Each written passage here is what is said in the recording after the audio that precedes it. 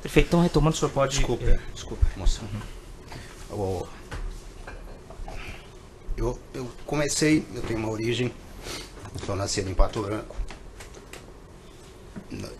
nasci na roça, com 9 anos de idade, comecei a escola rural a cavalo. Um ano depois,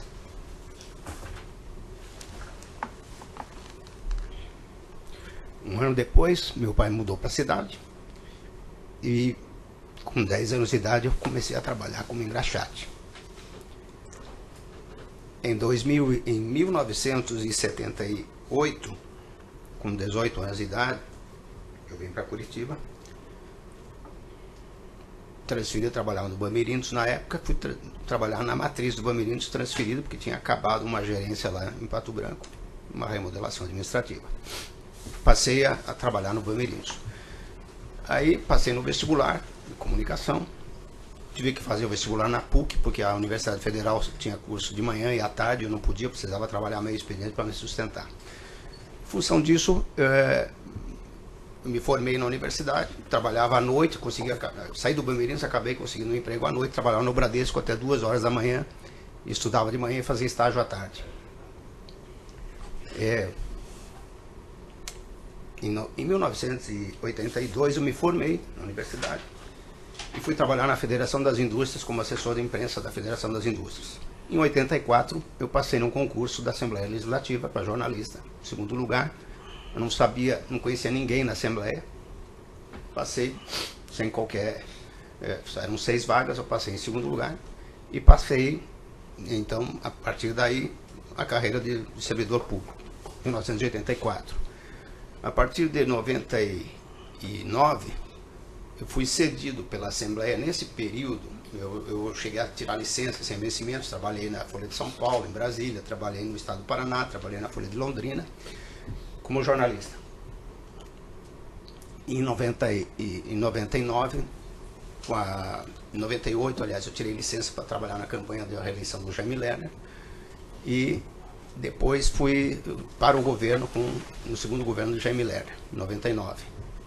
A partir dali, eu fui cedido funcionalmente pela Assembleia, ora para o governo do Estado, ora para a Prefeitura de Curitiba, e fiquei desde 99, então, de um lado para o outro, Prefeitura ou governo do Estado, sempre trabalhei com o Jaime Lerner, depois com o Castanho Bush prefeito, depois com o Beto Richa prefeito, depois com o Beto Richa governador. Fiz essa... Em 2017, eu me aposentei na Assembleia com 40 anos de contribuição para a Previdência e 34, o ano passado saí com 34 anos de serviço público. Esse é o meu histórico administrativo. Quer dizer, eu tenho uma conduta, tive nesse período todo uma conduta reta. Sofri ataques em alguns momentos. Uma hora a Gazeta do Povo me homenageando porque acumulava salários da Assembleia com a Prefeitura. Não era, naquela época não era subsídio na Prefeitura, você recebia as vantagens do tempo de serviço da Assembleia e o salário de secretário da Prefeitura. Então não tinha, restou, o Ministério Público arquivou a ação depois, acabou arquivando a parte do patrimônio do Ministério Público, acabou arquivando porque nem existia, e mesmo que existisse, não era eu que decidia o salário, eram os departamentos de recursos humanos da Prefeitura e da Assembleia Legislativa. Nunca reivindiquei nada que fosse ilegal. Então, esse é um histórico breve e a minha conduta sempre foi conhecida, eu sempre fui conhecido por trabalhar muito, trabalhei muito. Eu, infelizmente, posso ostentar o jargão de que eu não vi os meus filhos crescerem, a não ser nos raros momentos que eu tirei férias. E nos poucos momentos que eu tirei férias.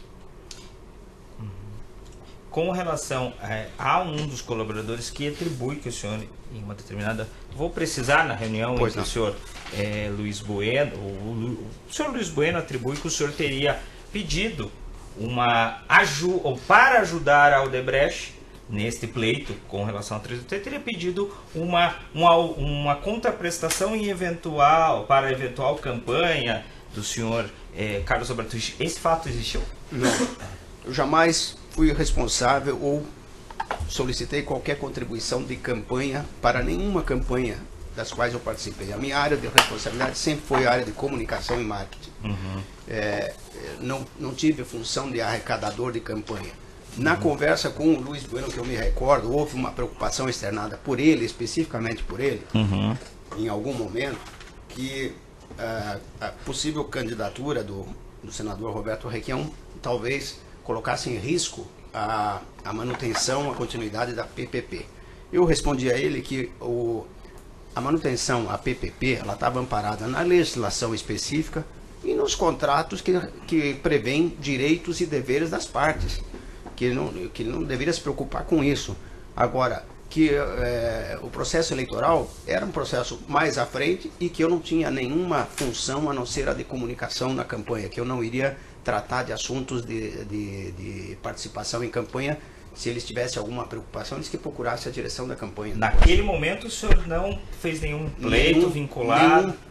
Doutor, nenhum pleito, nenhuma reivindicação, e não era a minha função, jamais foi em campanhas políticas. Eu nunca tratei da área financeira. Aliás, todas as campanhas têm uma característica. Eu já trabalhei durante 20 anos em campanhas. Eu sei que as áreas financeiras são muito fechadas, até pela sensibilidade que envolve, e sobretudo quando havia a permissão legal de contribuições de empresas. Então, pouca gente tratava disso. Eu nunca participei desse grupo de pouca gente. O senhor, outro fato que foi reportado por um outro colaborador, estabelece que a Contern teria feito um acordo com o Odebrecht para se omitir desse processo licitatório por troca de uma participação nesse contrato. O senhor teve conhecimento disso? Eu desconheço, quer dizer, soube agora, vendo o processo, que eles teriam negociado no bastidor uma participação e que não era a primeira vez que a Contern e a Odebrecht tinham participações conjuntas em obras. Eu soube agora pelo processo. Para mim é uma surpresa. Não sei se a Odebrecht ofereceu só para a Contern ou se ofereceu para outros possíveis participantes da licitação. Eu sei que o governo, o Estado, ficou sem a obra, ficou órfão nesse processo, e a gente teve um prejuízo enorme, o Estado teve um prejuízo enorme com a não realização da obra, não econômico, não financeiro, mas um prejuízo da sua infraestrutura de desenvolvimento. Ok. Para resumir os fatos 1 e 3 em relação à fraude licitatória, o senhor nega então que o senhor tenha participado de alguma fraude em relação a essa licitação? Jamais cometi ou tomei qualquer decisão que visasse fraudar o processo, a competição nesse certame. O que acontece? Como era uma PPP, ela tinha exigências muito rígidas, das quais eu não fui eu que elaborei, não participei, mas ela tinha exigências muito rígidas de capacidade financeira, sobretudo, porque o vencedor deveria tomar um empréstimo num único tranche de 1 bilhão e 200 milhões para realizar a obra. Quer dizer, poucas empresas no mercado teriam condições de levantar um empréstimo, teriam credibilidade bancária para levantar um empréstimo desse tamanho. Então, isso, a única coisa que eu posso dizer que pode ter havido alguma restrição é na regra do edital, mas era para a segurança da obra e pelo prazo que se imaginava que ela fosse executada em 5 anos. Mas essa exclusão de um dos licitantes, seu pedido, o senhor não... Não. Okay. O fato 3 atribui que o senhor teria recebido algum valor para isso, o senhor também nega? Jamais. Ok. Passaremos então ao fato... qualquer prova. Sim. Estou a qualquer prova sobre isso. Todos os meus recursos, meu patrimônio tem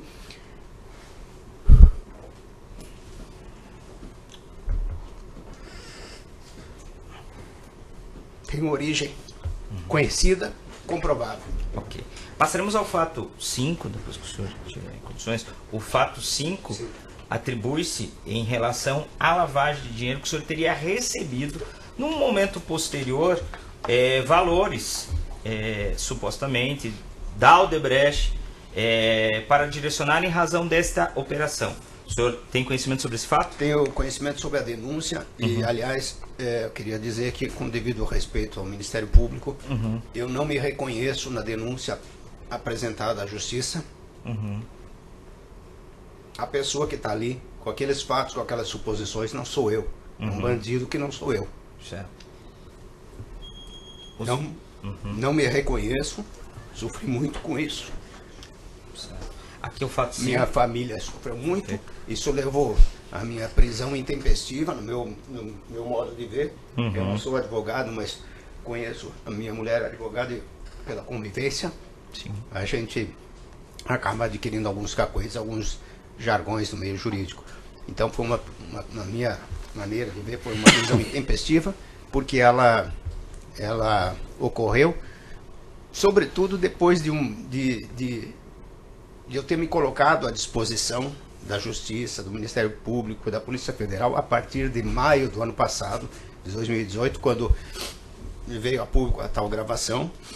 E a primeira coisa que eu fiz foi procurar o meu advogado, o Dr. Roberto Brezinski, para me orientar, e eu disse, olha, você tem que explicar a origem dos teus recursos. O que está questionado aqui é que você está em lavagem de dinheiro, e está insinuado, está afirmando que você tem lavagem de dinheiro.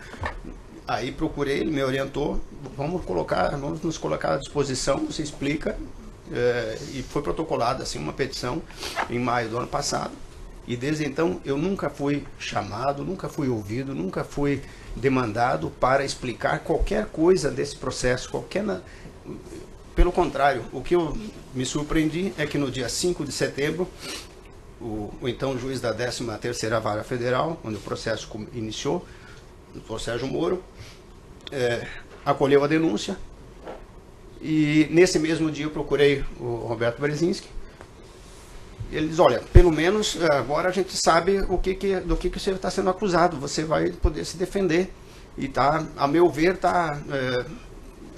reduziu a chance de uma operação mais radical, de uma busca e apreensão, ou de uma prisão. Quando ele falou em prisão, eu caí da cadeira, mas não é possível que isso seja... Eu estou desde maio à disposição, e agora vão me prender primeiro para perguntar depois. Quer dizer, isso já me surpreendeu negativamente. A partir daí eu perdi o sono. Na segunda-feira, no final de semana, 5 de setembro, era uma quinta-feira, não, uma quarta-feira. No dia 6, eu procurei no dia 6, na verdade. No dia 7, era uma sexta-feira, feriado. O dia 8 e 9, sábado e domingo, em casa, comecei a preparar a defesa já, começar extratos bancários todos para comprovar a origem dos recursos. Esse material acabou sendo, na terça-feira, dia 11 de setembro, quando eu fui preso numa operação midiática, espetaculosa. Esse material que estava sendo usado para a defesa foi apreendido e consta no processo hoje como se fosse aparentemente uma linha de defesa. É a minha linha de defesa, que não tem segredos, que ela é transparente, ela tem origem, ela tem explicações. A qualquer momento, ela está a qualquer prova. Inclusive, nós fizemos, depois disso, contratamos uma perícia técnica para fazer todo o cruzamento das contas, a origem dos recursos, e seguramente nós vamos trazer aos autos na sequência todo esse trabalho para contribuir para o esclarecimento completo dessa situação, que para mim é injusto, é uma suposição que não encontra eco, não encontra respaldo em qualquer ação minha ou qualquer denúncia.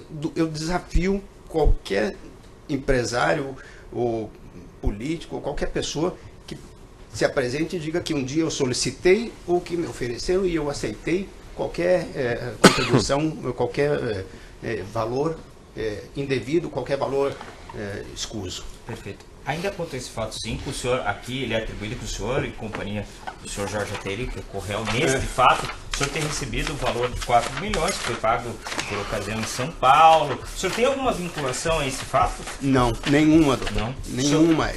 Como eu disse, eu não participei da arrecadação da campanha, não sabia que a Odebrecht ia contribuir para a campanha e nem soube, a não ser agora, vendo as denúncias, vendo os depoimentos, os autos do processo, que houve alguma contribuição, mas eu jamais participei, jamais solicitei e não tive conhecimento. Ok, esse é o fato 5. À época. Ok. No fato 6, atribui-se algumas operações que o senhor teria feito alguns depósitos em nome de uma empresa, de uma pessoa jurídica, em seu nome, pelo que consta aqui, Sim. uma empresa estática, uma empresa Sim. de publicidade.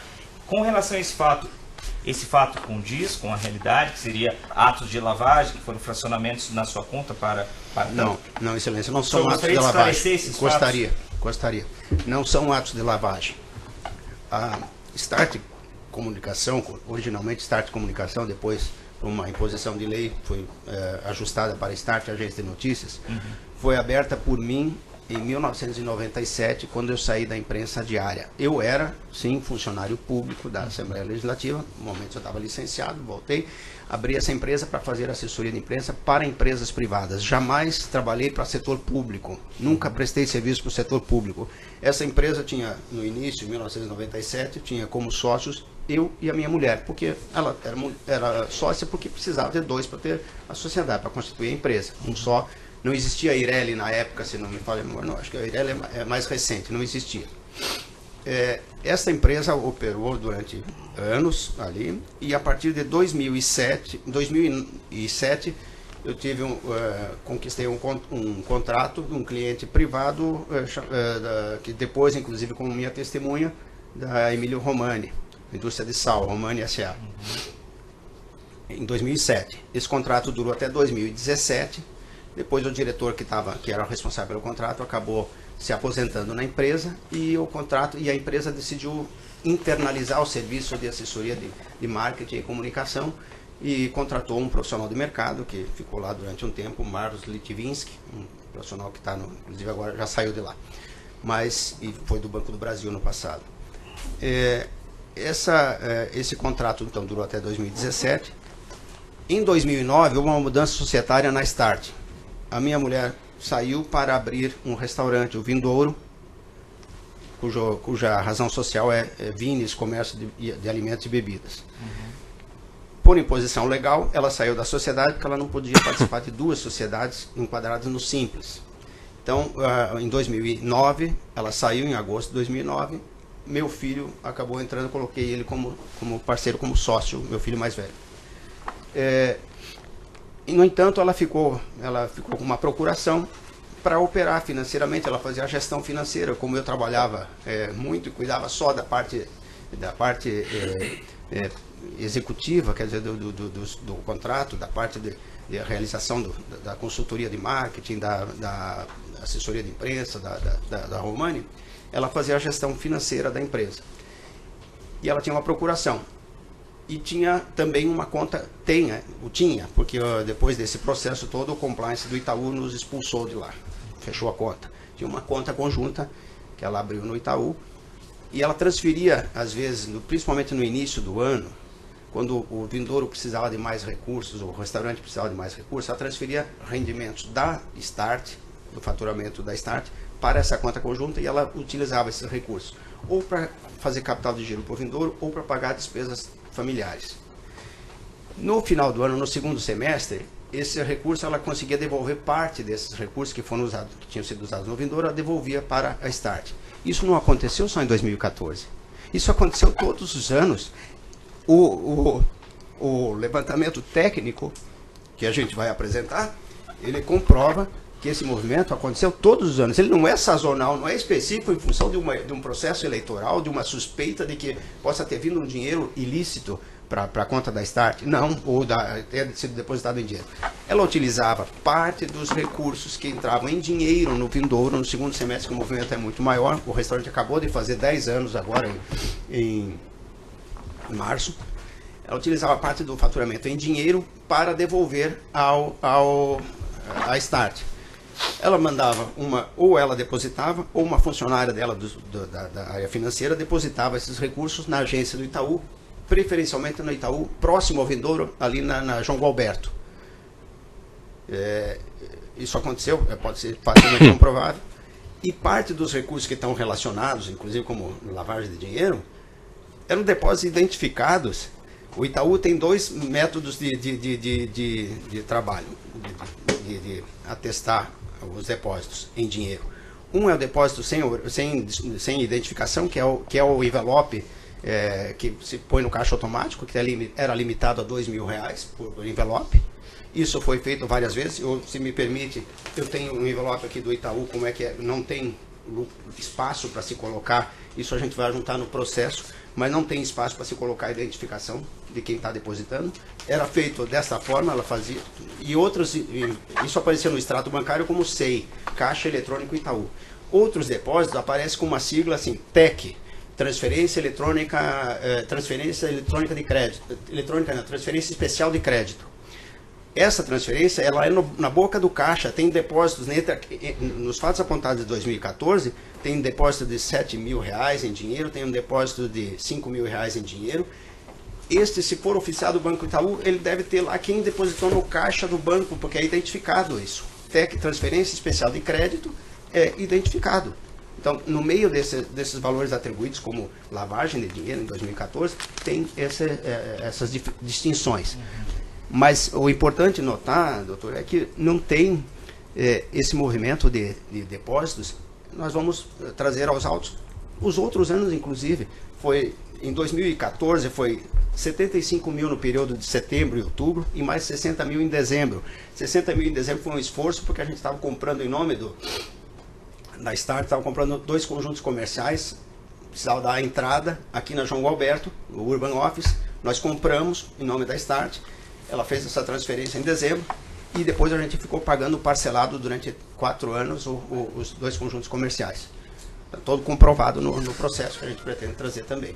Agora, é importante que em outros anos houve devolução de R$88 mil, R$60 mil, R$40 mil.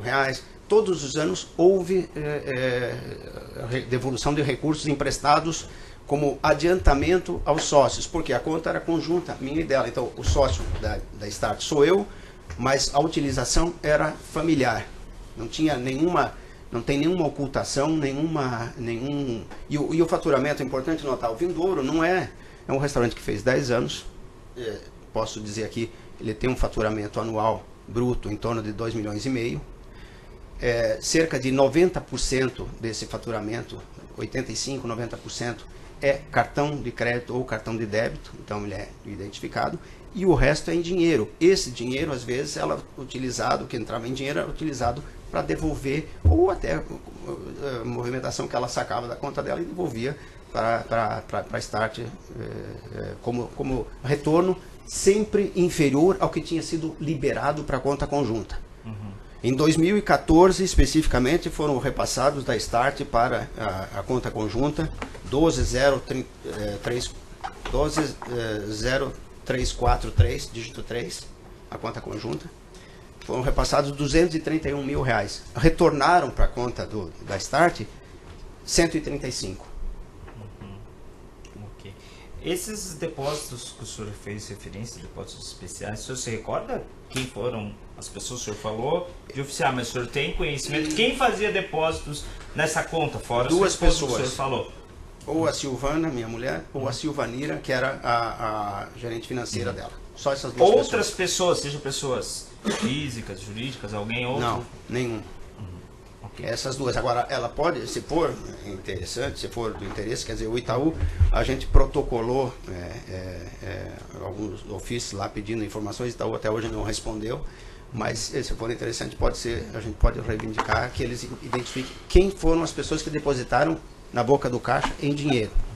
Eu tenho certeza que não vai aparecer ninguém diferente dessas duas.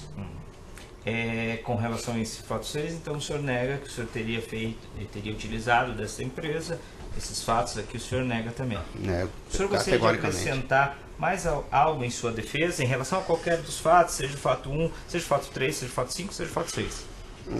Só reforçar que eu procurei ser correto. Sempre.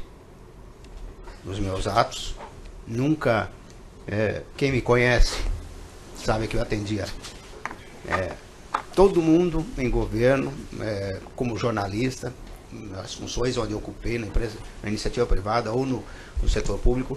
Eu sempre fui conhecido por ser um cara de fácil acesso e trabalhar, ser o primeiro a chegar e o último a sair, apagar a luz. Não foi diferente nos últimos anos no governo do Estado, nesses últimos 8 anos.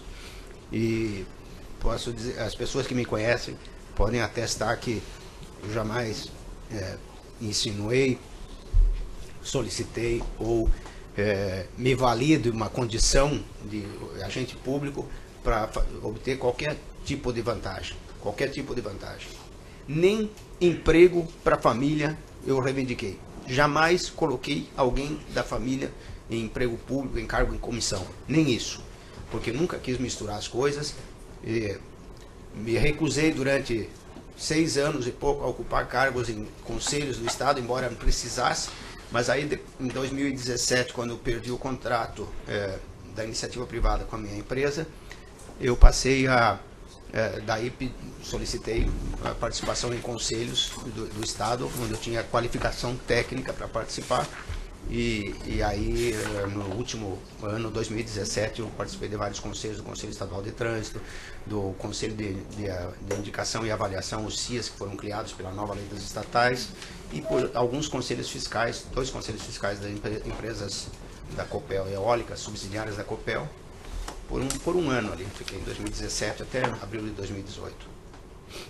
Só isso que isso é um histórico de vida que eu busco fazer respeitar.